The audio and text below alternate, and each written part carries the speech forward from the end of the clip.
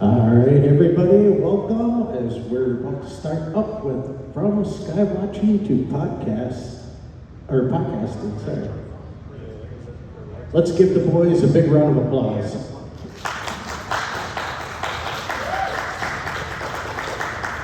Yes, we forgot for you.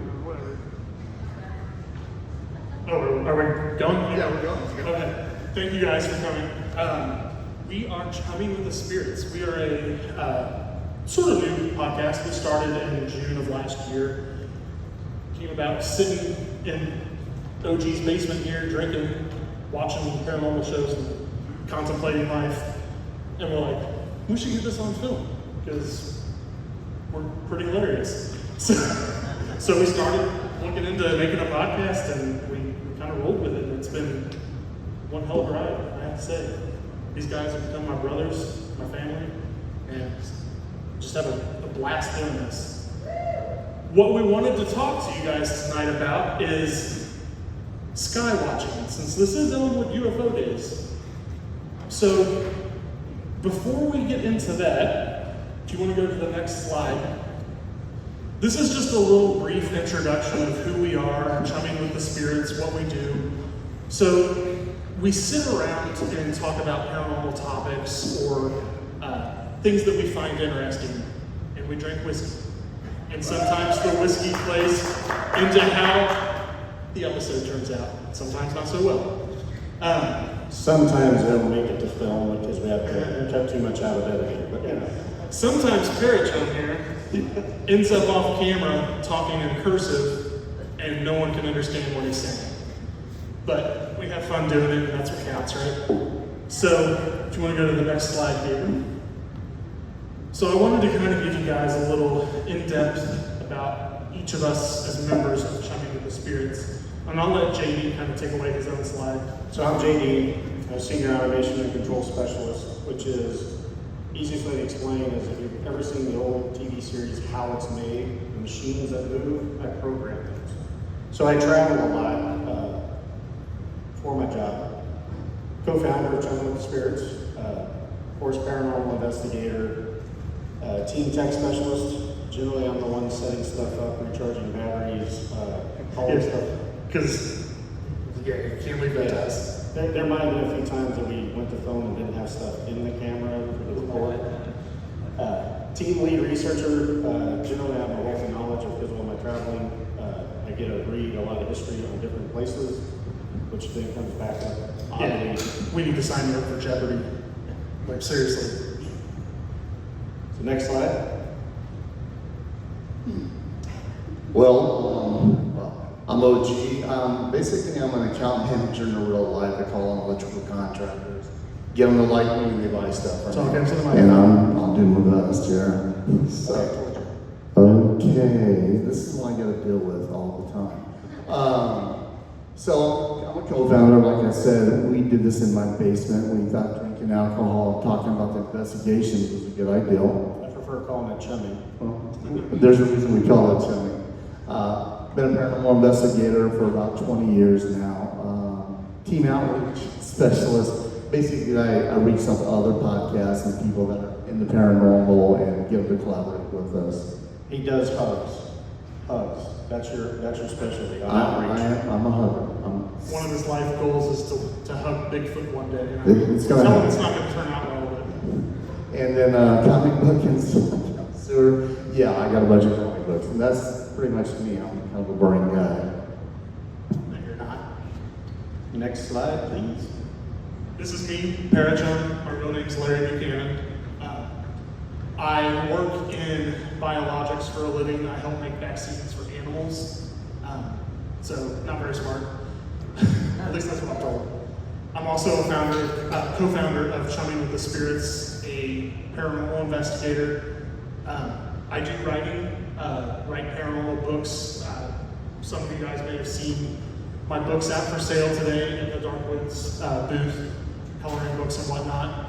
And then I also help with the editing of our podcast. So Also notice he did the slide, so he looks really impressive here. Artist, Yep. photographer, paranormal author, which is, it's all true. I mean, he's the one that does 90% of our editing for our podcast on YouTube. The books, we have books out at the booth, coloring books, and you got more in the works. Yeah, I got quite a few more in the works, so. And then paranormal investigator. Hence your nickname, Parachurn. You want to explain that one? So the reason that name came around was I am very skittish and I scare very easily.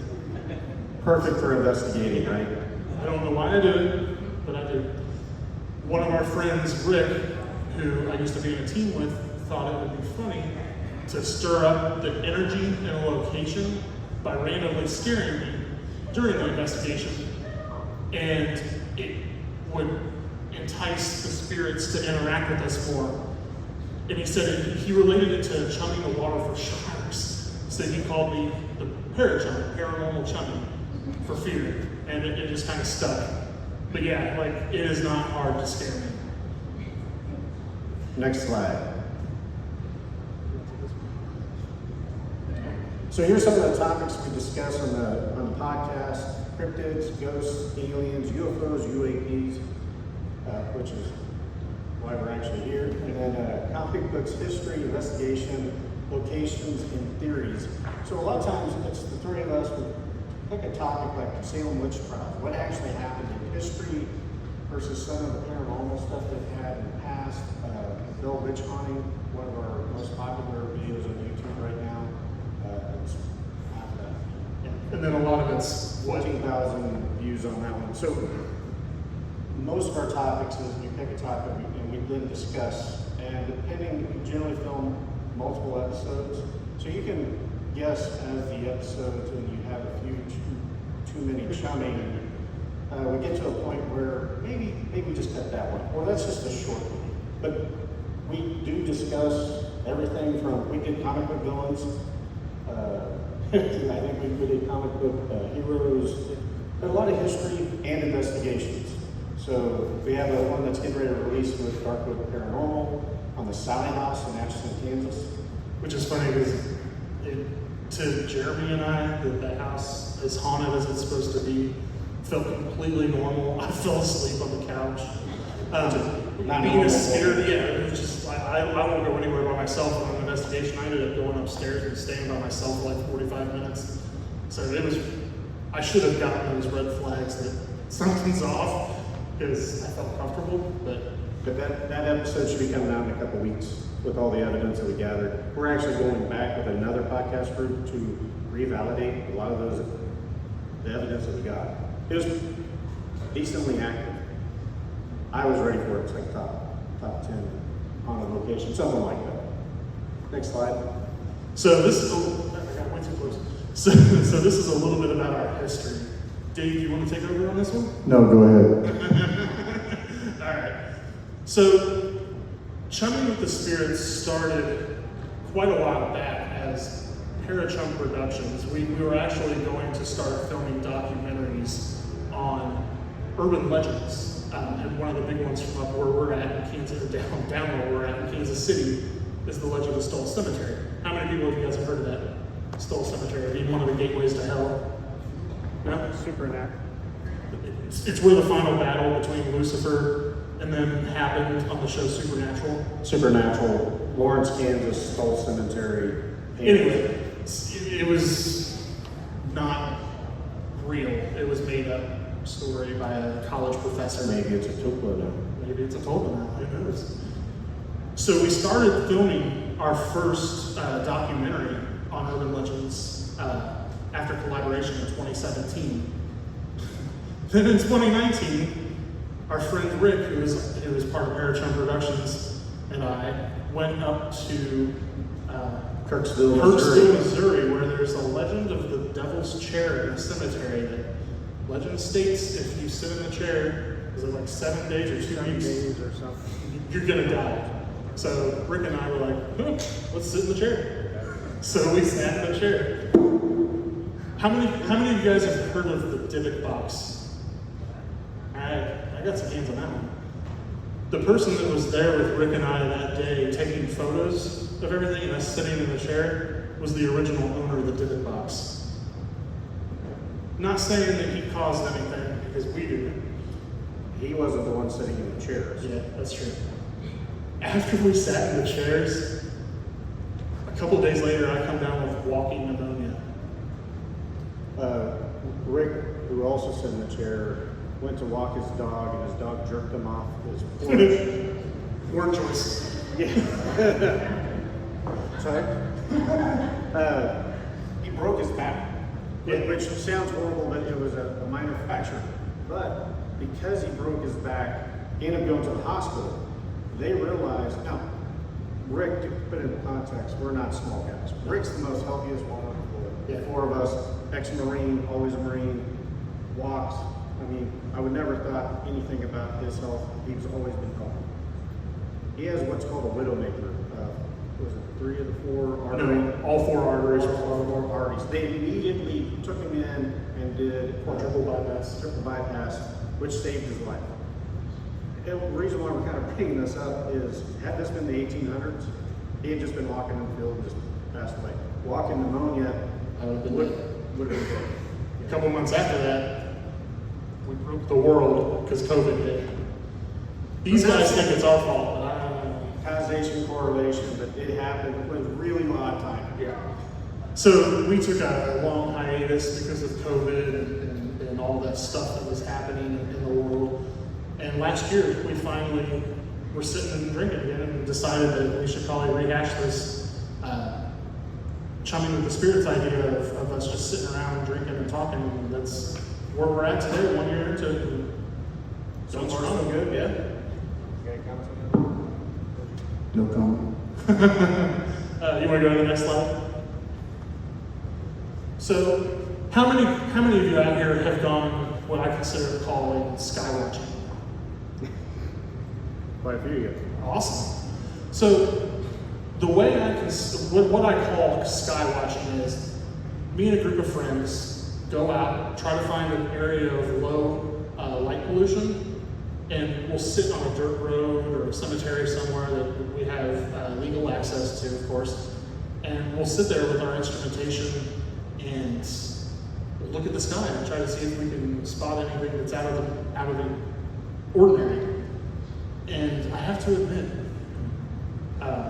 we started doing this just a couple of years ago, and I was just into paranormal, like ghosts and haunted buildings and all that kind of stuff.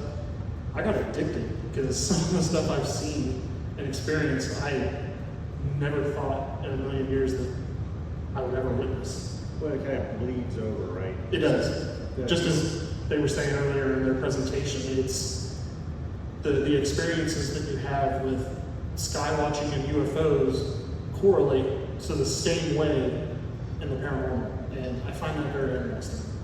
Orbs show up a lot Yep, for paranormal and for UFO sightings, That's light anomalies. very true.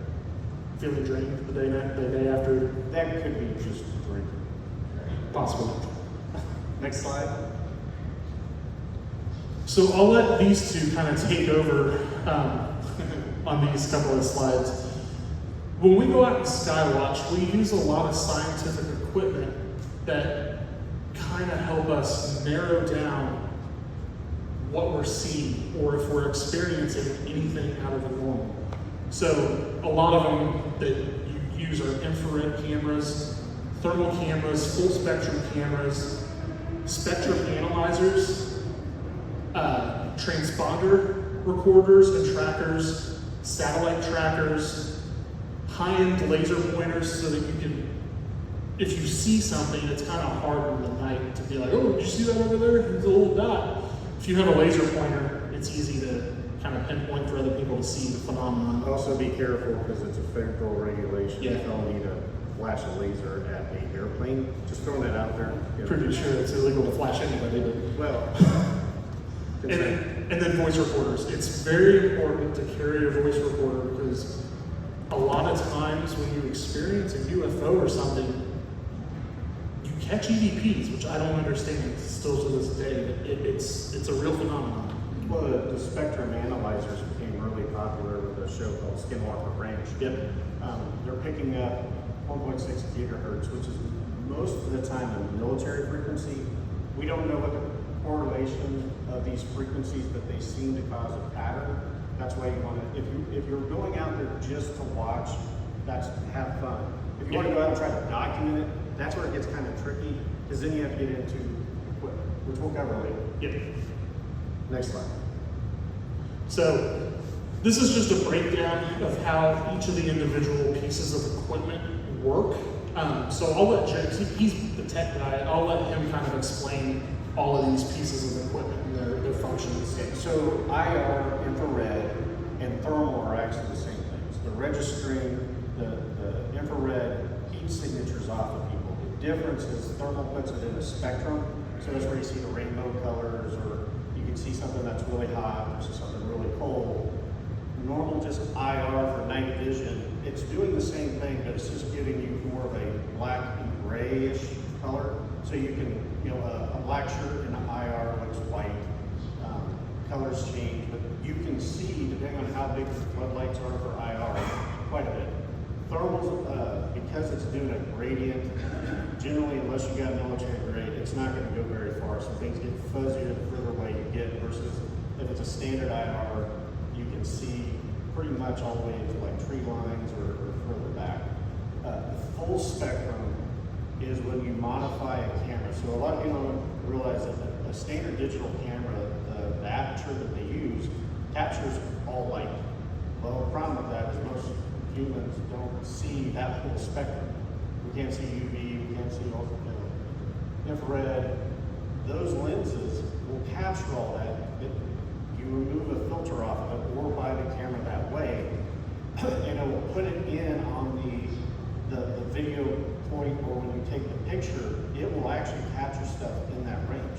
So you may take pictures and it looks normal, but when you go back and look in full spectrum, you may pick up something, whether that be something cloaked, whether that be something paranormal, whether that be somebody's trail cam taking a photo and it's IR. But that's what full spectrum means. It's like you have your camera that's digital, the filters are removed, and it's literally, when it takes a picture, it's grabbing all spectrums of light.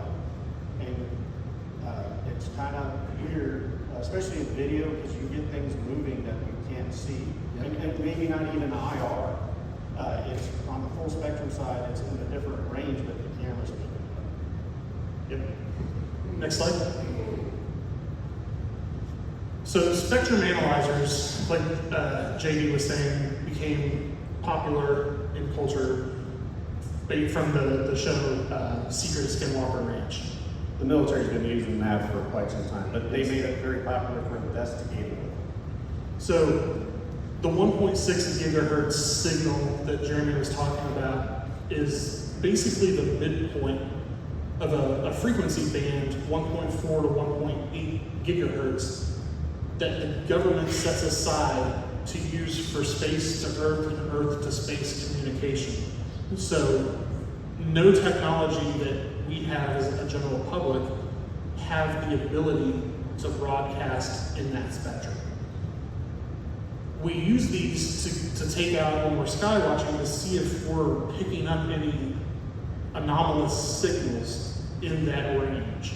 So like if you see something moving in the sky, erratic or straight, besides the transponder tracking and all that, you can check to see if that frequency comes up. Because if it comes up, maybe it is a military plane or something. Yep. All right, next slide. And then, as we said, there's several apps out there that you can use to track the transponders on airplanes. Next slide. And satellites. So these, if you see something that you're not sure, you can look on these to see if it's possibly a plane or a satellite to rule those out. All right, next slide. Laser pointers, as I said earlier, to help other people spot things in the sky. Next slide. And then voice recorders to capture any unknown phenomenon that may be occurring audibly. And always pick up your own voice recorders. Yeah. Next slide. All right. So this is where it gets interesting. I have several stories that I wanted to share to you guys about experiences I've had sky watching and get your guys' interpretations on them. So we'll start with the first one, the next slide. The Shadow Man Cometh. That's what I call it.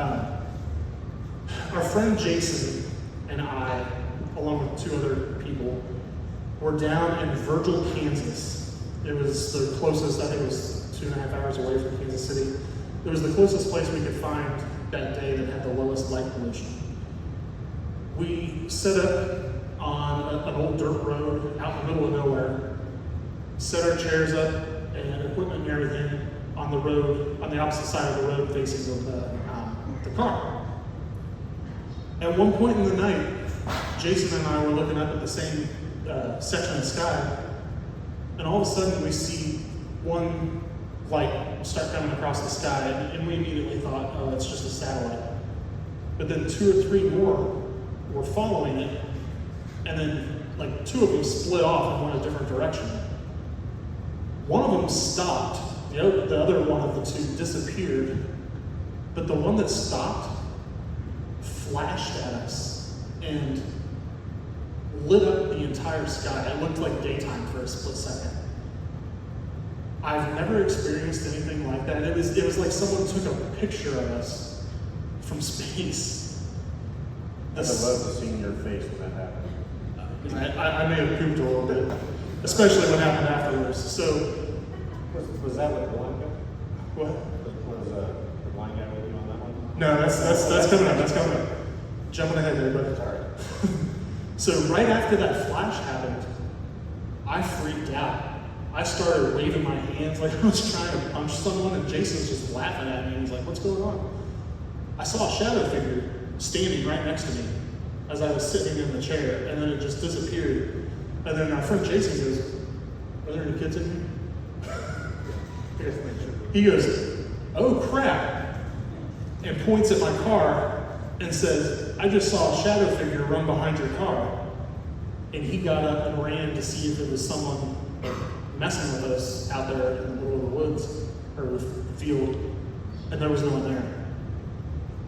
To this day, I don't know if there was a correlation that whatever was in the sky flashed to protect us from those shadow figures, if they came from the flash, or something even weirder. I know I've told you guys this story multiple times, and they never believed me. And then Jason comes on the podcast and tells it, and they're like, "Oh, that sounds awesome." I'm like, "Really?" Collaboration makes a bigger impact when you're talking about stories. Because again, it's hard to get this stuff on film when you're filming this, because it's pitch black. Unless you have one of those colors. Yeah. Which we don't.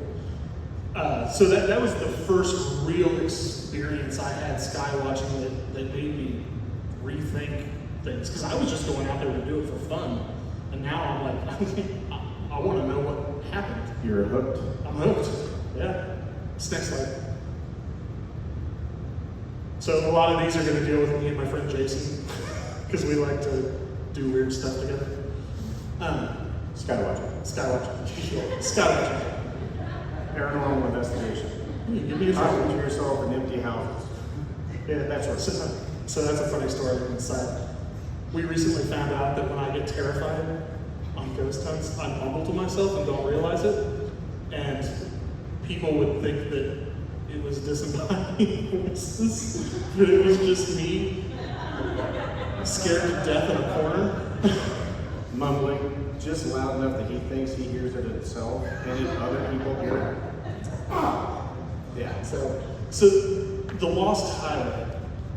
This happened actually after we were skywatching one night. I was driving our friend Jason home, and we were on a small road by his house that he has traveled like 1,000 times.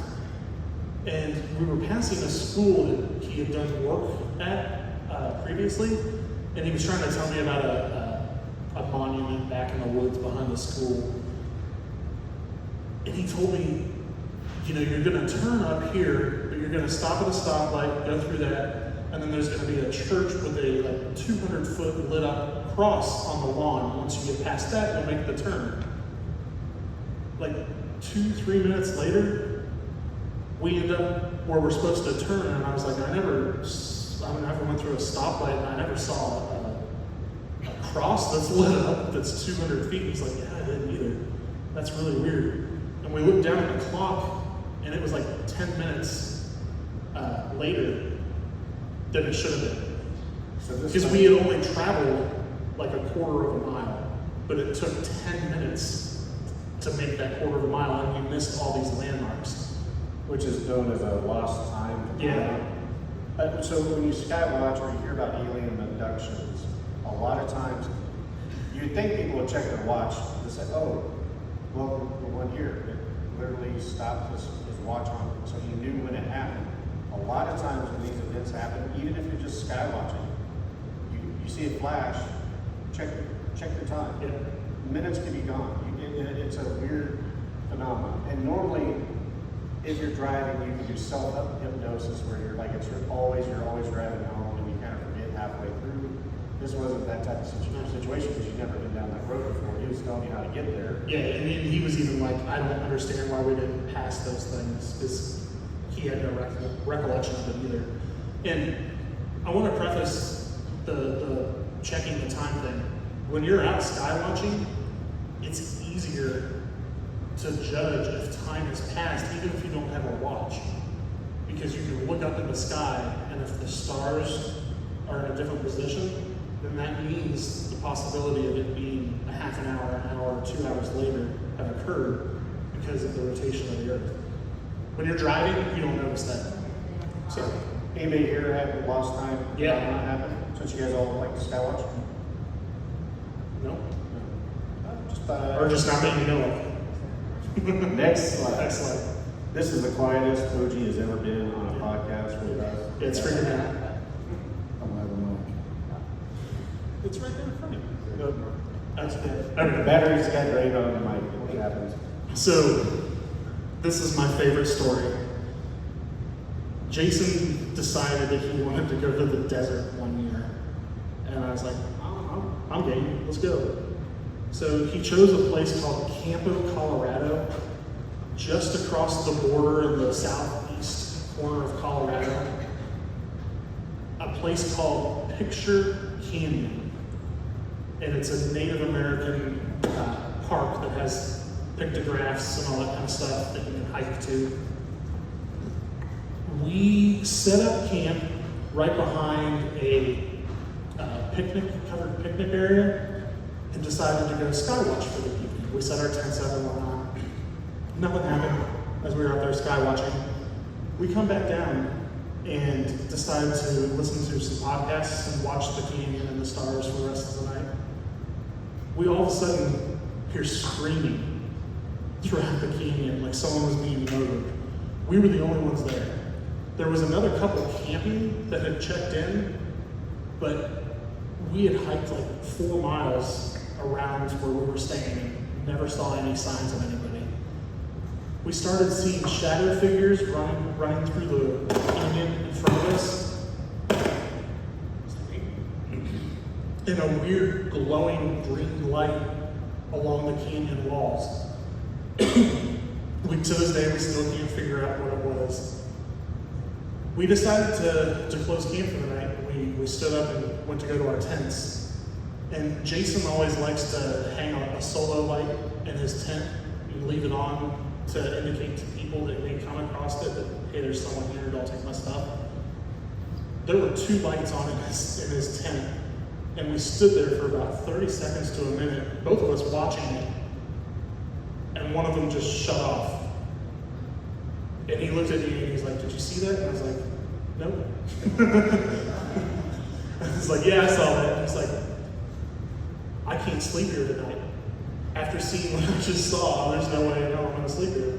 So we packed up and went and found a hotel, which was a horrible experience. So the next morning, he's like, do you want to go back to the same place and skywatch again? And I was like, nope. So he found another camp that was, it used to be a park with a lake. Like a recreational. Like a recreational area. Camp and park and, you know. Just north of I-70 in Colorado. So they drained the lake and closed up the visitor center, but there's still Parking spots. Yeah, parking spots and everything. So we get there and there's no one there. And we realized the visitor center that's all boarded up had a deck and a parking lot and a the underneath of the deck was open. And I was like, this is a perfect place to set up tents and then just sit on the deck and watch the stars. So that's what we did. We go to sleep. I'm not an outdoors person, so don't judge me. I realized that the tent that I had set up, I don't know why I didn't realize it until bedtime, was a cover for something. It's a weather cover. It was a weather cover that was Not the see-through tent, just the all the way around. And I was like, no, like, I'm not sleeping in this where I can see everything and anything coming up and try to kill me. So I was like, I'm gonna sleep in the car. And he's like, all right, whatever. I lay down in the car, throw the blanket over me, gun on my chest because I'm terrified. Luckily I didn't shoot myself. And the whole time I'm sitting here thinking, I'm not gonna answer if someone knocks because I don't want to find out who it is. The only way I'll answer is if someone knows my name or says my name. Because if they say my name, I'm screwed. They know who I am, there's no getting away from it. All of a sudden I hear someone walking around in the little parking lot right next to me and talking. It sounded like they're talking on the phone, and I thought it was him calling his wife to say, hey, good night, babe, you know, whatever couples do. And they walked closer to the car, and all of a sudden I hear, yeah, it's them. Nothing. So I was like, whatever, I go to sleep. 30 minutes later, I hear knocking on the window, and I'm like, shh. So I don't answer, I just, like, heart racing, sitting there, like, no. And I hear knocking again, and I go, Larry.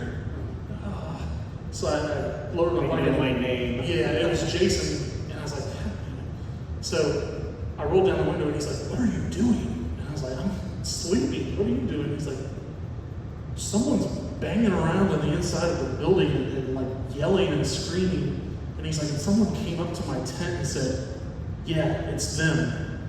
And I was like, oh, that's not cool. So he was like, I can't sleep here again tonight either. And I was like, really? So we packed up. My car, the trunk to my car has a push button trunk to open it, so we never put our hands on it to close it. The pictures have been lost to history because this was like 5 years ago. I apologize.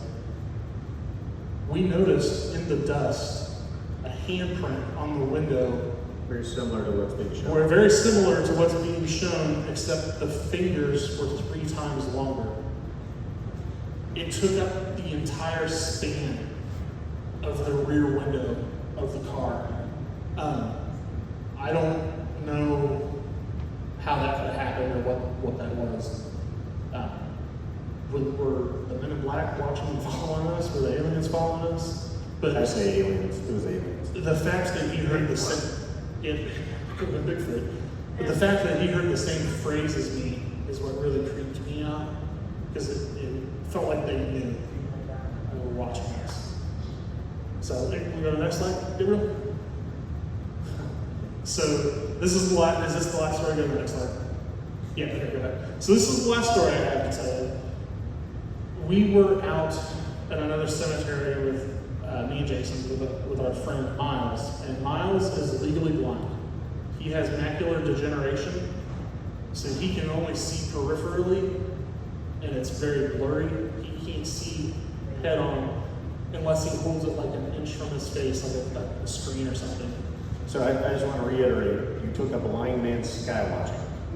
Why not? Just making sure, our choices have consequences.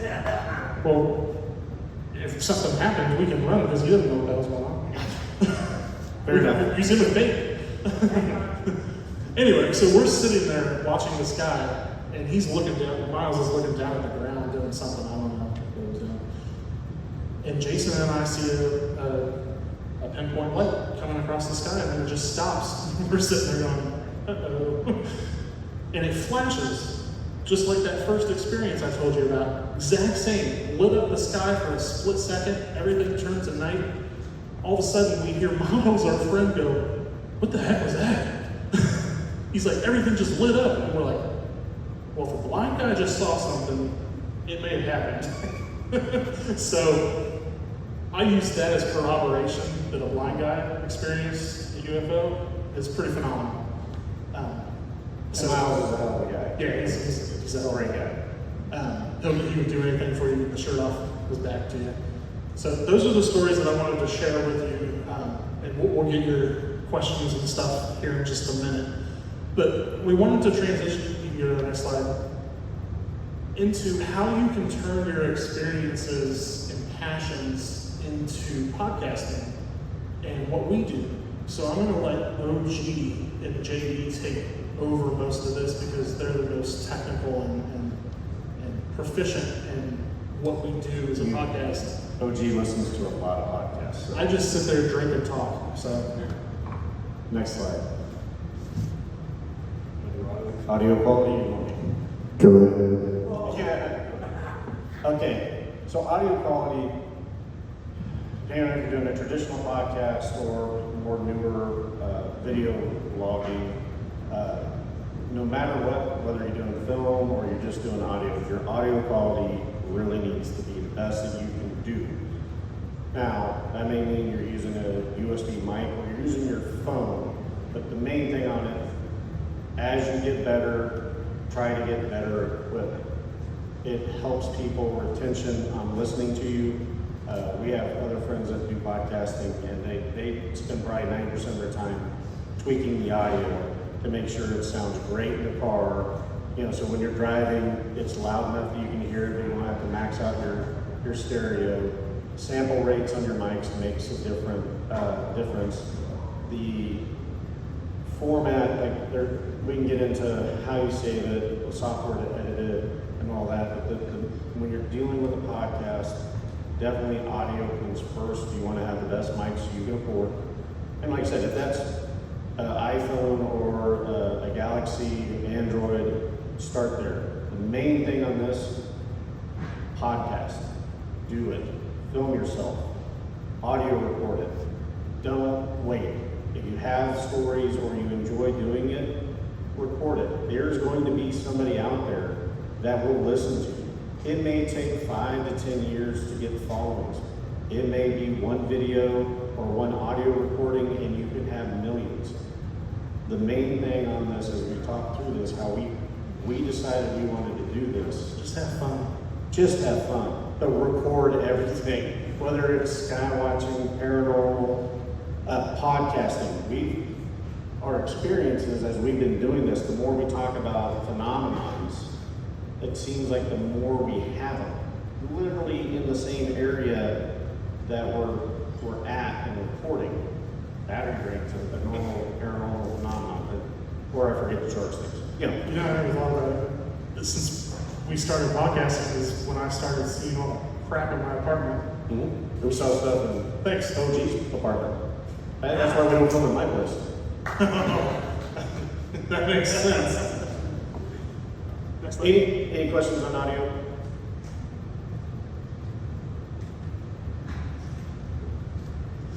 So video quality is another very important aspect to take into consideration. The development and increase in technology over the past decade has been very, very fast and influential, especially with video quality. I remember when I first started paranormal investigating in the early 2000s, and I thought 480 video quality, 480 not widescreen, was phenomenal. Now we got like 8K, like 3D video that blows me out of the water, mind-wise. So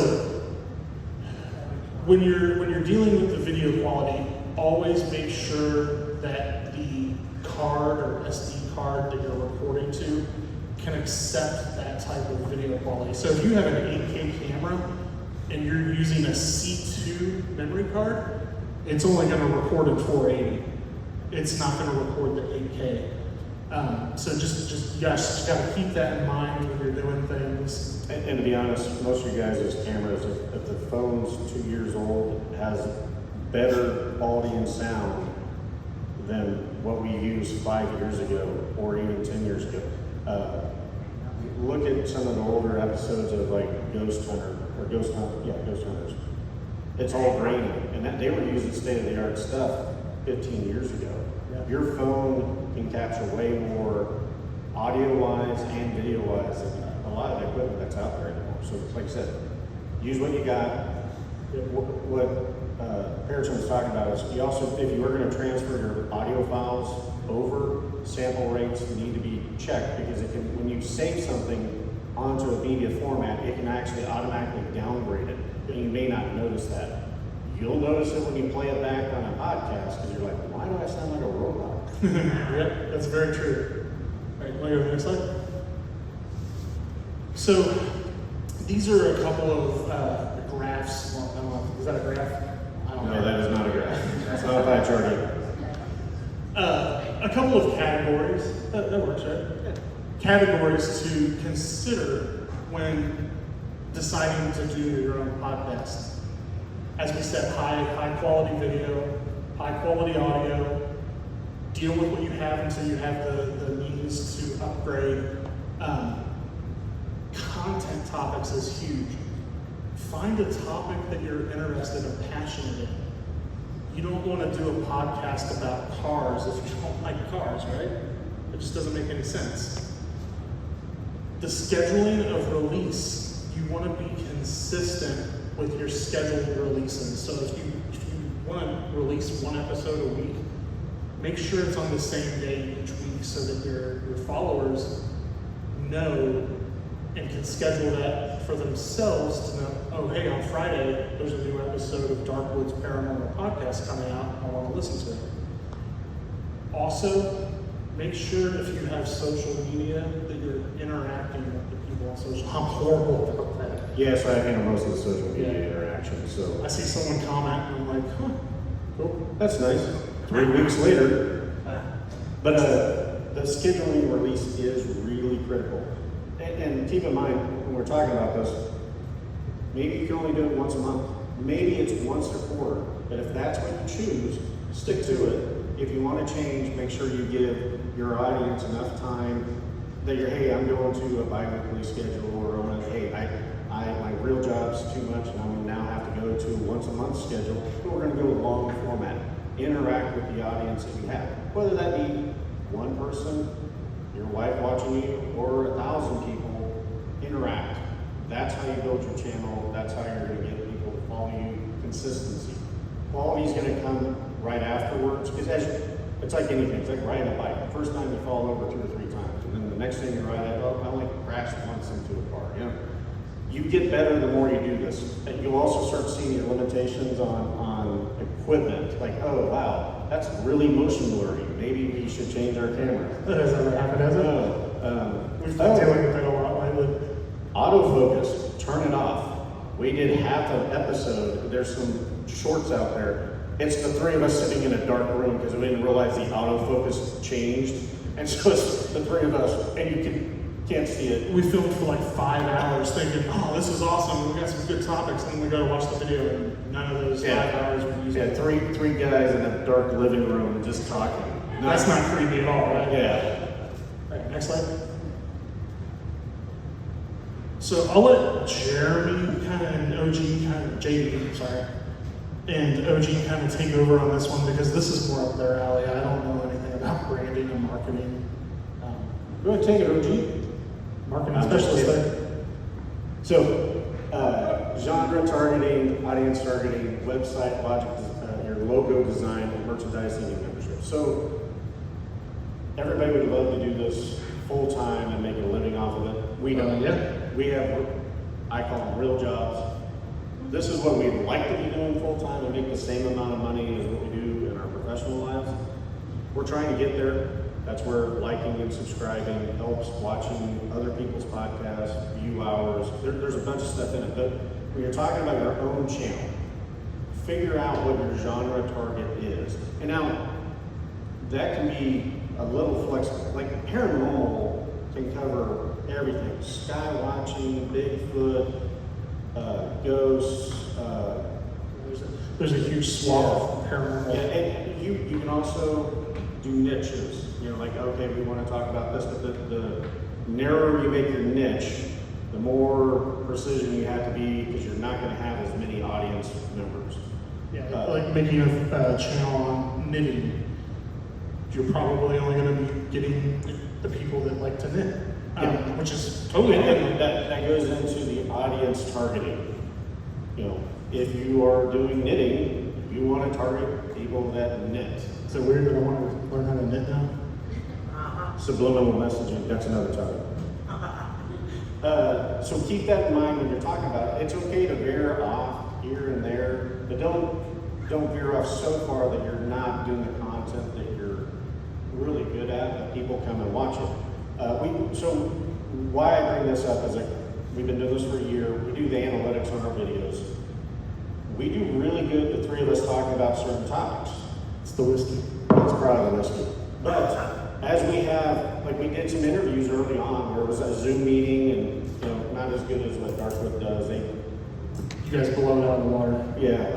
Some other We were podcasts. absolutely horrible. It was just brutal watching us interview people over the phone. It was bad. It was bad. Right? Yeah, you can still find those on YouTube. Yeah, unfortunately. What we realized is that's not a good format for us. Our views were very low on those videos. We went back and watched them like, oh, no wonder. I get it. Yeah, I get it too. So we do better as this format right here with people. Like when we're not going to interview somebody, they're going to sit down and we're just going to talk and topics come up. And just give it shots. And shots. And chumming. It loosens people up. We're in a film. Which we just did not too long ago with Raven. I mean, we were That's right. no. The last episode, we're like 2 episodes in. We're going to go for 3 episodes that night. We were pretty tanked, and we texted Raven and said, "Hey, we're lit. Can we call you? We want to bring you in on our podcast." It was yesterday's episode that dropped on the Loch Ness Monster. Yeah, and thank you for picking up. We didn't talk much about the Loch Ness Monster. No, sorry about that, Raven. That was not the intent. But anyway, we get. What I'm saying is we're getting better on that, Yes. right? The analytics let us know that format isn't what our audience normally watches. We love doing that, talking with people in certain situations. So we've now realized when you do it live with people, also, we don't need to release back-to-back episodes of interviews. Once a month, because, that way our audience, if they don't like it, they're only missing 1 episode a month, they'll catch the other ones. So that's where your audience targeting comes in. Website. Everybody generally should have a website. There's a bunch of sites out there that you can do for free, but it gives a place that people can go and hit and put your email on there so they can contact you. Maybe they have neat stories or ideas. Gives you a place to, because like YouTube on the channel doesn't really give you a lot of room to give descriptions of who you are, and like the presentation we just put up with all of us. That's where the website really comes into play. And to sell merchandise, have a place where people can find where to go for your podcast and topics. And then going into the logo design. We have a shark. We're the #1 paranormal podcast out there with a shark logo. We're probably the only one with a shark logo. So we stand out, and people, they go, oh, I remember seeing that, thumbing through TikTok or thumbing through YouTube. Your logo is important. And then you get into the marketing aspect of different versions of that logo. So you can put it on smaller merchandise. You can get your, subliminally, you want people that automatically, when you look at a shark holding a beer, you're going to think of 3 guys in a basement talking about paranormal stuff. For that, we apologize. Yeah, But we do have great merchandise, so please check it out. on the website, of course. Merchandise and memberships. Again, we're not making money doing this. We're hoping to get there. There are some phenomenal podcasters out there that are making a living on this. Joe Rogan is huge. He makes millions upon millions. Everybody has that potential. You don't know what's going to cause people to click on something. We had a TikTok video. We were talking about the whole D&D story, and it got 107,000 views. And I'm like, I was just telling the whole story, and it's horrible audio. We're in a brewery up by Beast of the Bray Road, Wisconsin. In Wisconsin, Dusterbeck, phenomenal beer. Probably helps some of the story. But yeah, it just went viral, and we're like, and don't get discouraged. Yeah, don't give up. Yeah, do not stop, keep going. we do videos and we're like, that was an amazing story. We watch it, we love it. 6 views. 6 views. We're like, well, we'll throw this one up because we just need to get something up. It's not the best. And in all fairness, we usually say that was an awesome episode topic while Drinking. Chumming. afterwards we realized, what But- was that? We'll do one that we're like, that wasn't our best. And it blows up. But for some reason, certain things click. We don't know why. That's why we're kind of talking to you guys to let you know, don't give up. You never know what may happen. I did a quick video and I realized, oh, we don't have an SD card. We're not filming. And I posted it as a funny thing. That blew up. We went to an event in Elmwood, Kansas with our soundboard microphones to set up a podcast for people to come up to our booth and talk to us. I didn't bring any of the audio cables. We had mics. We had mics with nothing to use. So, next slide. Okay, so he's already gone over these about setting yourself apart, picking a niche that you like, that you're passionate about, so we can just go to the next slide. This is just a little bit of like where you can find us if you're interested. We're literally on every social media that's known except OnlyFans. We're working on it. We'll take requests, but give us time. But you can find us on YouTube. I call it Twitter, but they call it X. Instagram, Rumble, Patreon, Facebook, Reddit, TikTok. And then our audio versions every week in the podcast are on Apple Podcasts, Spotify, Amazon, RSS. Now, our long Patreon. So our long format videos generally are on YouTube, Rumble, and Patreon. Meaning, if you want something over 30 minutes and longer, that's our long format. We release once a week, every Friday. The shorts in that are what generally get posted everywhere else on Facebook, YouTube. We post everything on YouTube, but the shorts generally are on TikTok and Reddit. And all those. So please go check it out if you have time. Yeah, like and subscribe, as they said. Every like helps. Comment. That's one thing we've been trying to get people to understand. It's okay to go, you were totally making stuff up during that episode. It's okay. Every like and every subscription that we get gives an alien a purpose in life. Yeah. So I mean, we love interacting with everybody. It's okay to call us out on stuff. Yeah. We want that. I mean, give us ideas. Say, hey, you know what? I'm starting up a podcast. I would like to talk to you about stuff, and we'll see if we can figure something out. We're very open. That was one of the big things that has changed in this genre of paranormal UFO cryptids. Pre-COVID was very divisive, competitive. Everybody wanted to do a TV show. Everybody wanted to do this, and like, this is my location. You can't ghost hunt here. Well, this is my cemetery. You can't skywatch. COVID shut everybody down.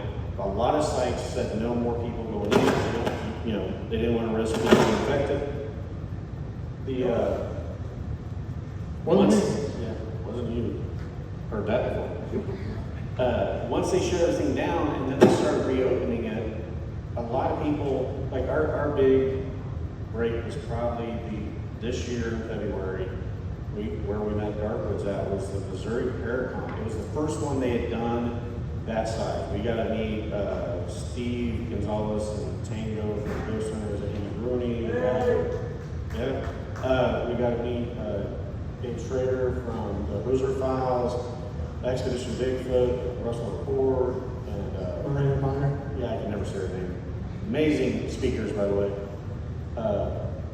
And then there was Dustin Perry and quite a few other podcasters there. So it was a phenomenal event, and everybody, from speakers, Everyone got along. everybody was so kind and so nice, and everybody had stories. So It was awesome. it was amazing. Traveler Moon was there, Cam Paranormal, L&M. yes. Woods. Yeah, I mean, so you don't have to have a booth for one of those. Go to it, talk to people. That is a place to go where you're going to be accepted. If you tell me you saw a light in the sky, I'm not going to judge you. I've seen lights in the sky. I don't know what they are all the time. I'm definitely not going to judge. Yeah. So I mean, there's safe places to go talk, collaborate, work with other people in maybe you have an idea for something that you don't think you can pull it off. Talk to people at these paranormal conferences, especially vendors. Like everybody you saw out on the main street, everybody was so kind and so nice. We went and talked to almost everybody. That is why we like traveling and doing this stuff, is the people, you guys. The fact that you're willing to spend an hour plus, listen to three guys talk about this stuff is amazing to us. We thank everybody for that. Any questions that popped up on things? Hey? Yeah, I'm not, I talked to you guys earlier today. I don't want, I mean, I get your thoughts, okay? But how do you get, say like me, I want to do it, okay? You guys know what stories I told you today. How do I get in touch with you to allow somebody like me that don't have a pot to get on a pot with you guys, so you get used to talking about this thing? It's a great question. Yeah, so on our website, terminal with cwtspodcasting.com, there's a link for an email called contact@cwtspodcasting.com. And I believe you got one of our cards too. Or comment on one of the videos. We can then send you a link of how to get a hold of us. I'll be honest, text messaging it's nice, but generally it's easier to go through like Messenger on Facebook. You can find us there. If you message us or leave a comment on a video saying, "Hey, this is so and so at the Elmwood," yes, then that links us. People really pay attention to it. Like me saying, "Oh, I'm watching your video right now." Well, how come you're not answering me when I'm saying? So how do you get to see that and answer me? So there's actual apps. Yeah, no, that's a great question. So there's, once you get into doing this, there are apps that they make. It's called YouTube Studio or Facebook Business. They literally notify me when somebody has made a comment. Now, it may take a couple hours, or sometimes, depending on in the afternoon, it may be the next day that it notifies me. But then I can hop on and click on it and know. So it's not a robot. At 90% of the time, it's literally me answering you guys. And a lot of times you work out of state, you're going around doing jobs, doing startups. I'm out of the country quite a bit, and out of the state. And you're talking to a girl a lot lately, so I'm not sure what you're busy doing. But yeah, so sometimes it takes long for us to get back with you. We have full-time jobs as well. And yeah, I officially tried to be more proactive on that, because early on, we didn't realize that there were these tools, and it may be 3 weeks that somebody left a comment, and I'm like, oh, holy cow, and hop in. It took me forever just to figure out how to log into the apps. We're still trying to work on some of those. Yeah, TikTok's a pretty good place to easily hop on and let somebody know, because you can message them direct.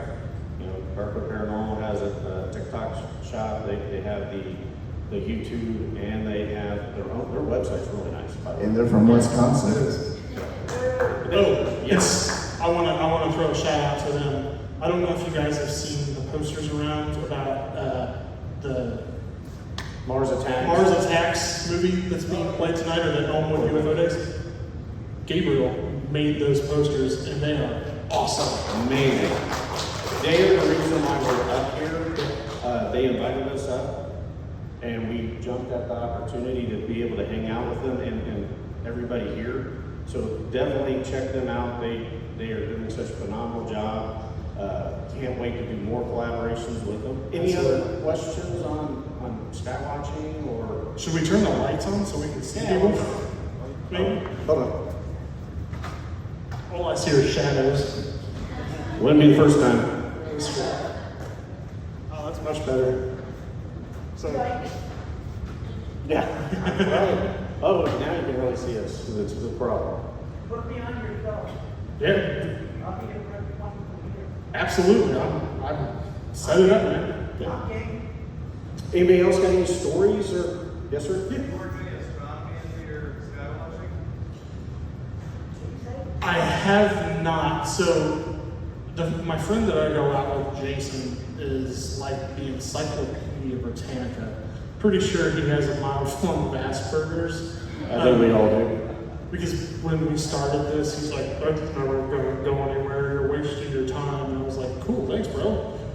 Like, that's really good motivation right there. So the Love him to question, death. so the question was, do we, So when I go sky watching, he knows all about astrology.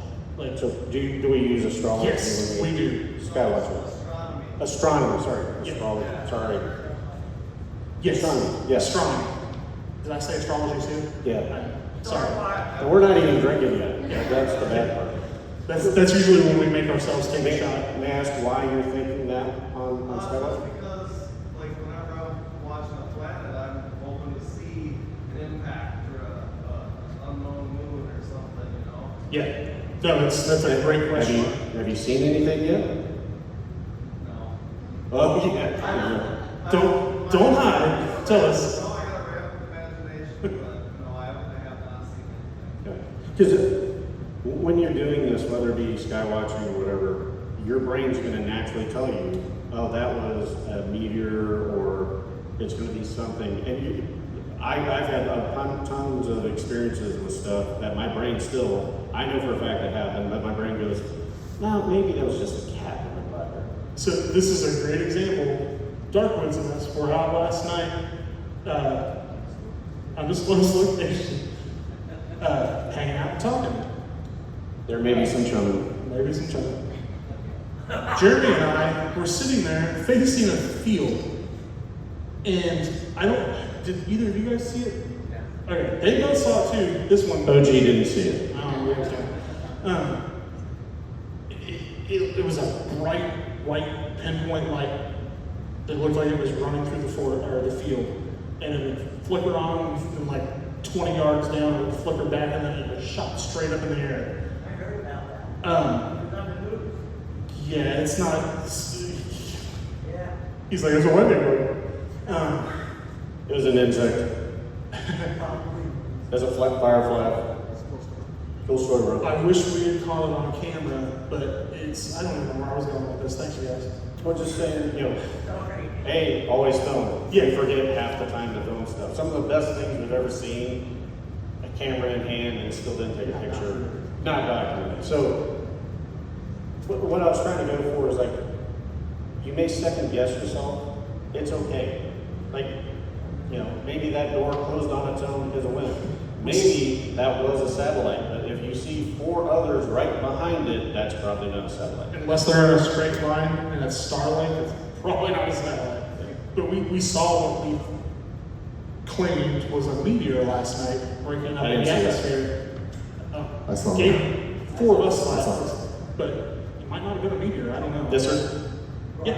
It was a medium. Once again, I want to ask you a question, but I have to give you the backstory to it. Yeah, absolutely. Me and my wife was in the winter time, March, year before last. We were coming from the nominee on 25, I think, we go east-west. And in the sky, there's a green light. You see 2 helicopters, one going this way, one going this way. And the green light just sitting there. All of a sudden, the helicopters come around this way, and all of a sudden the light goes. That's really weird. Well, what is that? Is that a satellite? No. No. I know if you look out here, you'll see it's a satellite every night. So satellites, for one, don't have green lights. No. The only reason you see satellites in the sky is because they haven't dipped below the horizon line, Right. and you're seeing reflections off the metal surface from the sunlight. That I know because they're away from the right in here. Yeah, and they're In the generally distance. linear Every as night, every. every night you're right there. So what is a common phenomenon is military vehicles, aircrafts, being buzzed, like the big video of the Tic Tac. It literally gets picked up by a U.S. Navy pilot. He's been on multiple podcasts. He's like, I saw it. He goes, the radar has it, they have it on camera, and it leaves a F-18 like it's standing still. A F-18 can fly at 2.5 Mach. It broke the sound barrier without making a sound. Wow. It immediately turn direction at that speed. Yeah, and doing acrobatics that would turn you into jello for the amount of G-forces. And the government's now talking about it, which makes me wonder if they're really real or not. But That's a tinfoil. Yeah, government said it. I don't believe it anymore. Yeah. That's just me. But they're, Stay in their vehicles. yeah, no, they move, the closest thing would be like an unmanned drone, because that's the only way, we don't have the technology that we're aware of, we're podcasters.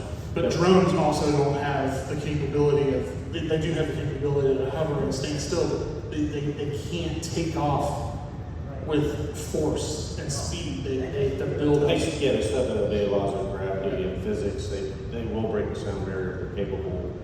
That was, to me, was the biggest aha moment of something moving fast You're enough. thinking about like drones with like, sorry, the little drones with the 4 quad things. I didn't know they could do that. So we got a few more minutes. Any questions open from paranormal? Yes, sir? Or, sorry. I don't have my glasses on, so. What kind of speaker or mic So if you're talking about mics, we use the Zoom podcast equipment. Yeah, Rhodes. One of the best ones out there is probably the Rhodes mic right now. So since we sit down and do it, we have stands. If you're starting off, I would probably say the Rhodes wireless mics that you clip on. You'll see TikTokers all over the place using them. That's the best sound quality. We found out that some people, when you're sitting in certain directions, like to turn, and if you can't hear anything. So if you get the clip on, they have excellent sound. They'll generally go right to your phone, Bluetooth wise, and then you can record that way. In Rode, if you're gonna look it up on the internet, it's RODE is the brand for the microphones and soundboards. And honestly, I bought some really cheap TikTok mics, and they sound amazing for like $20. So it works. So I mean, like Rhodes are more expensive. They are probably the gold standard for podcasters and video. But it also depends on like if you like to move around and you kind of like want to get the one that clips on. It'll capture. You can clip it on your hat. They have sound buffering. Yeah, we may have to get one for OG. Just like I said, this is why OG's been in like a year. Yeah, I'm afraid it's gonna. Well, in the 3 of us sitting around, I know you didn't have a mic. No, you guys are killing it. It's good. Maybe we just need to get you a mic and you help us. So, any other questions about equipment or whatnot? We actually have our podcast soundboard thing down there actually up here. So if you wanted to look at it real quick, Yeah, we can show you. show it to you. It's called the Zoom Pod P8 because it has 8 separate channels for microphones. Because there's 3 of us. Like if you're just doing it by yourself, you generally don't need a soundboard. You can use just a Rode mic. If you're going to interview, there's software you can get into. Like we're using was it River? We use Riverside FM, And we just transferred over to that. So it's cloud-based. It allows you to have multiple people connect in. You get sent a link. You hop in your iPhone or your computer or your Android. And it's awesome too that if you're doing video along with the audio, it'll sync all those channels together for you, so you don't have to manually do that in editing softwares. But then you can individually download the tracks or then combine. It's a pretty cool software system. The more fancier you get, the more money you're going to spend. Like the FM is they have a free trial, which you're limited on what you can do, and then there's like a $10 and then a $20 per month. The stuff that we do generally, we kind of figure out where we need to be at, and we'll just do that subscription. A lot of times, we might try it for a month and then go, you know what, that's just not working. Backdrops. If you're into video, depends on what you're trying to do. Like we sit usually like this. We're actually looking at backdrops. We tried green screens. That's really hard. Sucks. Yeah. Well, we're really large, so trying to get a green screen to cover all 3 of us is it's rough. This is why we have to edit a lot. Just throwing that out there.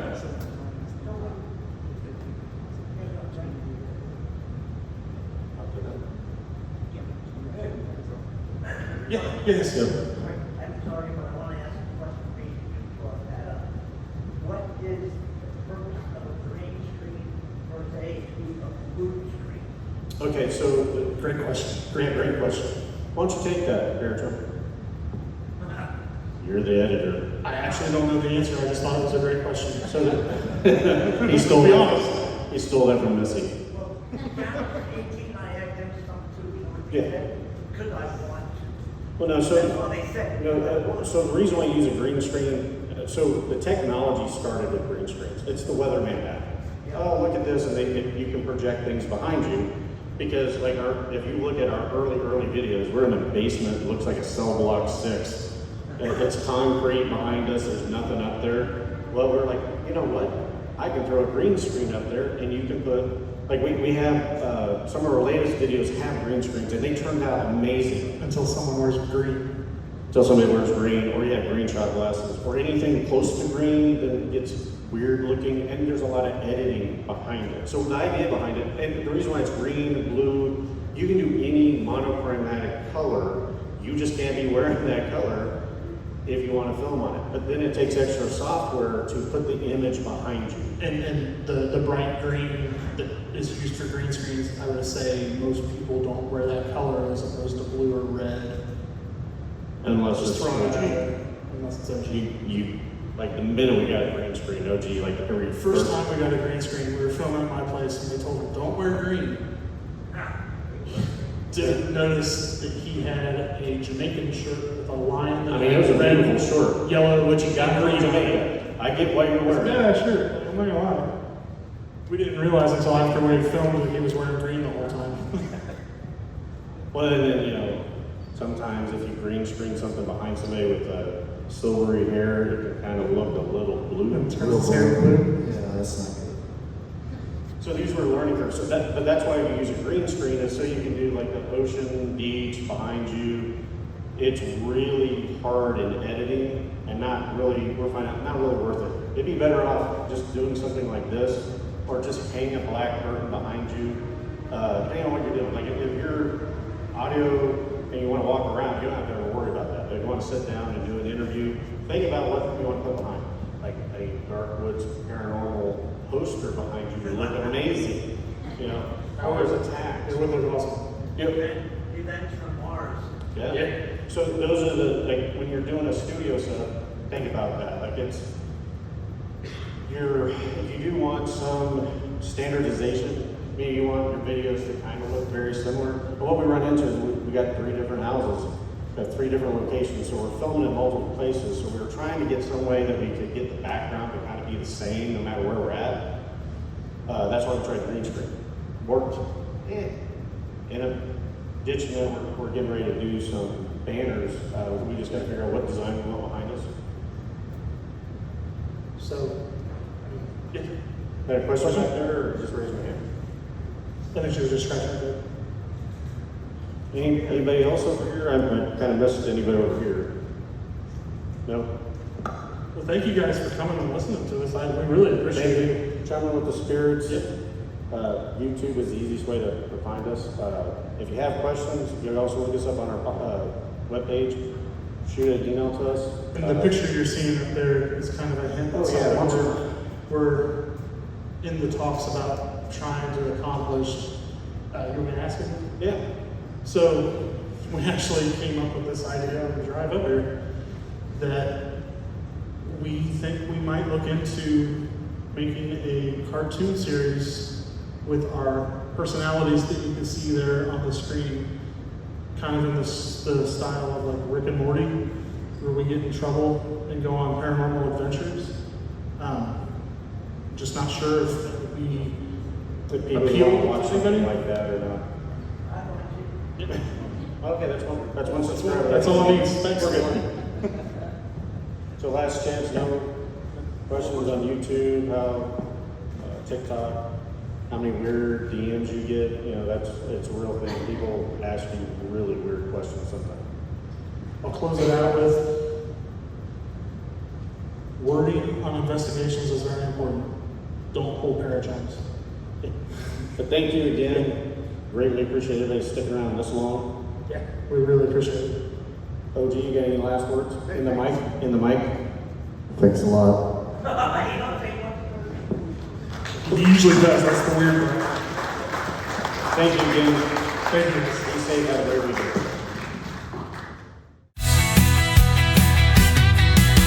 We don't need answers, just the thrill of a hunt.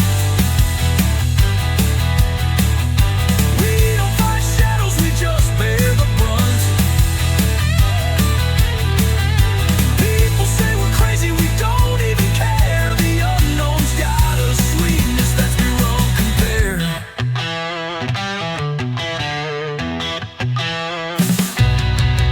Chumming with the spirits, knocking on the unknown.